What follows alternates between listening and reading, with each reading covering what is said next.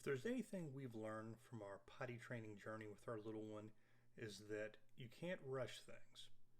When they're ready to go, they're ready to go. In fact, with our baby G, she basically told us that it was time for her to go to the potty, and she potty trained us more than we potty trained her.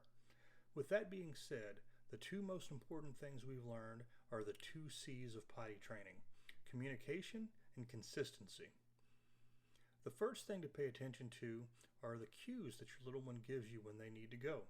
From body language, like how they stand, to if they suddenly stop moving, to them literally verbally telling you that they need to go to the potty. I can't tell you how many times we've woken up in the middle of the night to the sound of her on the baby monitor yelling, "I have to go pee in the potty." What could be more obvious than that? But when she was younger and not quite able to fully verbalize these things, that's when it was even more essential to pay attention to these cues and focus on the communication from us to her, as well as the consistency of doing the same thing, having a set routine, doing it the same way each time, every time, all the time, without fail, to set up expectations so that she knew what to expect, what needed to be done, how to do it, when to do it. And as we went through the process, we added additional steps. First it was a question of just getting her to the potty. Then we have to worry about getting her to take her, to remove the necessary clothing on her own, to getting the toilet paper on her own. But of course, during these intermediate steps, we're helping her along the way and providing her with the things that she needs. It's important to ask them what is it they need to do. Do they need to pee? Do they need to poop? And ask them how quickly they need to do it. If you don't have facilities readily available, ask them if they can hold it and give them reassurance while you're getting to a toilet for them. And if a toilet is easily accessible, go now. Do it immediately, if not sooner. This is where communication meets repetition. When they can tell you what they're doing, this is your opportunity to confirm that it wasn't a false alarm and that they will actually be doing the things that they told you about. Are they still going to pee? Are they still going to poop?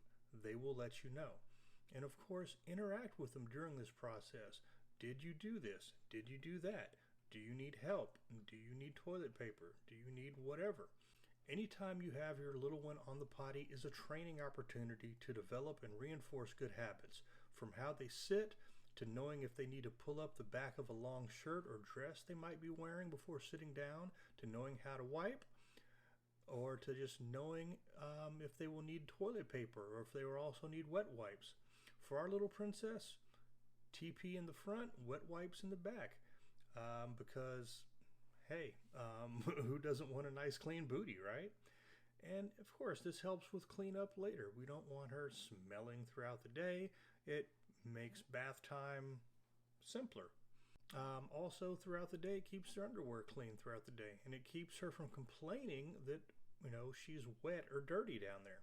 These are, of course, just suggestions. What has worked for us might not work for you, and vice versa. You may need to adapt these things to the specific needs of your kiddo, depending on where they are in their potty training journey. The important thing is that you approach your potty training journey with consistency, happiness, excitement, and the involvement of your little one.